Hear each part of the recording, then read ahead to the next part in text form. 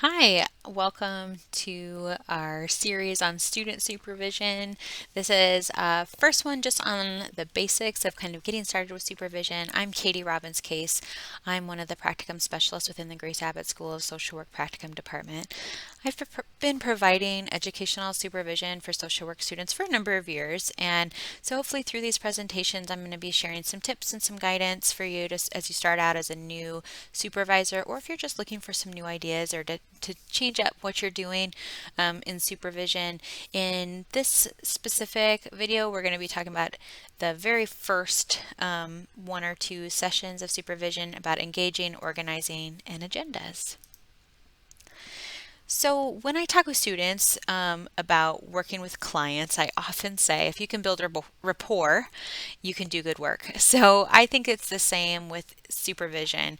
Having good rapport in supervision means it's easier to be transparent, to be open, to give harder feedback, and also just builds a better relationship. And it can just really be done in a variety of ways depending on your personal style. For me, often in the very first session or two, I'm going to be asking students or supervisees really to tell me about themselves. What are their goals? What are they interested in? Why did they choose the practicum location they did? Why did they choose social work as a major? What are they hoping to do with their degree? I really just want to get a feel for their experiences, their passions, their interests, because you're going to be working together for a while. And I just really genuinely want to get to know these new social workers. And now, especially since we're doing a lot of virtual meetings, and for so many supervisory sessions, we're doing them virtually as well, I think it's even more important to take the time to build up that relationship initially. So students are usually kind of nervous or they don't know what to expect in supervision. So as a supervisor, coming to that first session really prepared with some questions for the students, or an idea of how you're going to fill your time. I think that's really important because silence can be really scary for a student at the beginning if they don't know what they should be saying or what they should be doing. So it's really up to you as the supervisor to lead this initial session or two. So I think it's also important, self-disclosure, it's really up to you how much you want to share. For me, I always share my educational and professional experiences with supervisees.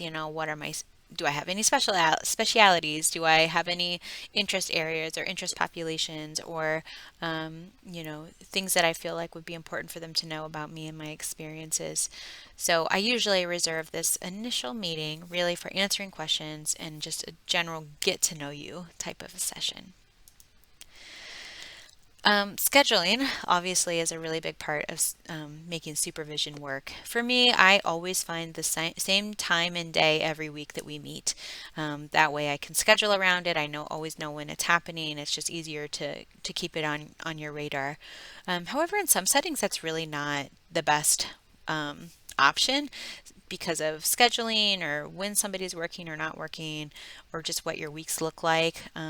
But just make sure that it's a priority so it always gets put on the calendar each week. Some supervisors will work with their student to, at the end of each supervision session, they schedule the one for next week. So then if it's at a different time of day, they at least know that it's on the calendar. For students, they really have to have that 1 hour of supervision, educational supervision every week, for them to count their hours according to our accreditation. And it's really up to them to make sure they have that. So if you have a scheduled vacation or going to be off for whatever reason, or you're sick, it's really up to the student to reach out to their faculty liaison. All of the faculty liaisons can provide supervision for our students as well. So they just need to reach out and get something scheduled. It's not too big of a deal, but it is the student's responsibility to do that. The other important part of organizing your supervision is really laying out your expectations. And I think being really clear in the beginning about what your expectations are really just create a better working relationship.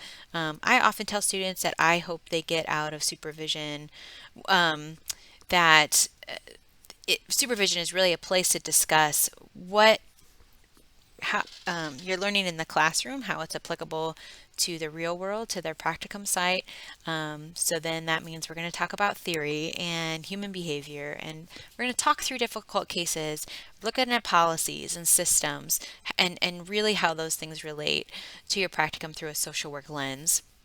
I'll also say something that my hope or my expectation every week is that the student is going to bring a case to talk about. And usually, I encourage my student to bring in a difficult case to talk about, one that didn't really go how they wanted or had an outcome that they weren't expecting. Um, because I really feel that supervision should be a growing experience. As much as I want to hear all the successes, and I do want to hear those, I also think that it's important to remember that this is a really great opportunity to learn from our mistakes. Essentially, there's no better way to learn than by trying something and not having it work out and then learning something from that. I always tell my students too that I have lots of learning experiences over my career, and I'm happy to share those because it really shows growth, and that's a normal piece of growing.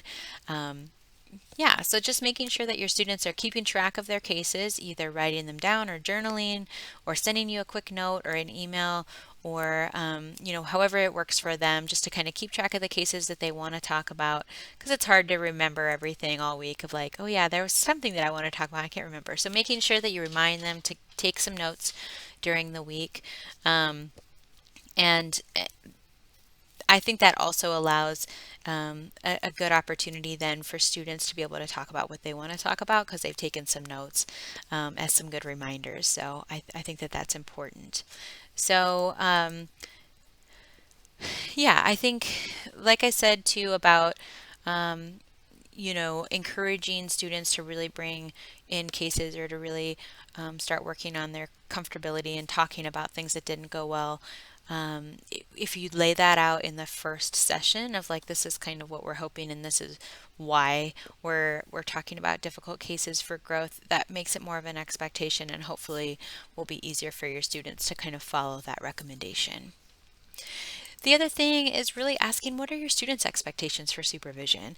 They might have some ideas of what they're hoping to get out of it as well. And asking questions about what are their goals for professional growth.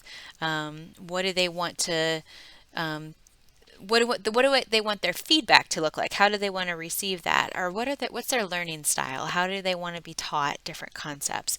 So really being frank and open and honest about these goals can really go a long way in setting the stage early on in supervision. Additionally, if you're able to do group supervision, so multiple students at the same time, obviously that's a little bit different than doing individual supervision. There is a whole training just about group supervision, so check that out. I think it kind of goes over kind of how to run those groups in a different way. I do a lot of group supervision. The state of Nebraska outlines that you can have no more than 6 people in a supervision group. I like it a little bit less than that, maybe 3 or 4. You just really have to figure out what works for you, about what you can manage. And really the first couple of sessions are going to look very similar between an individual or a group setting. The one big thing that I'll just say here about what I might say different to a group is that my role as a supervisor is to make sure that the conversation is flowing, it doesn't get stuck, and that each student has an opportunity to share and learn and grow and is a part of the conversation. So I always make that very known that that's my role, and I'm going to make sure that that's happening for everyone so that my students don't feel like they have to censor themselves or be the ones making sure that it's fair. I want to make sure that my students know that that's my role. So that's the one big thing that I might talk about a little bit different in a group supervision setting. So this kind of leads me to the last thing I'm going to talk about in this one is agendas. So for a lot of supervisors, having an agenda is a really good way of staying organized and on task. And your agenda should make sense for your supervision. So typically, these are some good ideas of what you can include in your agenda. So some sort of check-in, and then student-led conversation. So your student bringing a case or a client or a situation that they want to talk about, maybe an ethical dilemma, reviewing a theory or an article or research that they're doing, looking at their learning contract, making sure that that's going well. You're also, I think it's important to look at some successes from the week as well as the challenges that maybe they encountered, any follow-up items or from the previous week, and then any feedback that was given.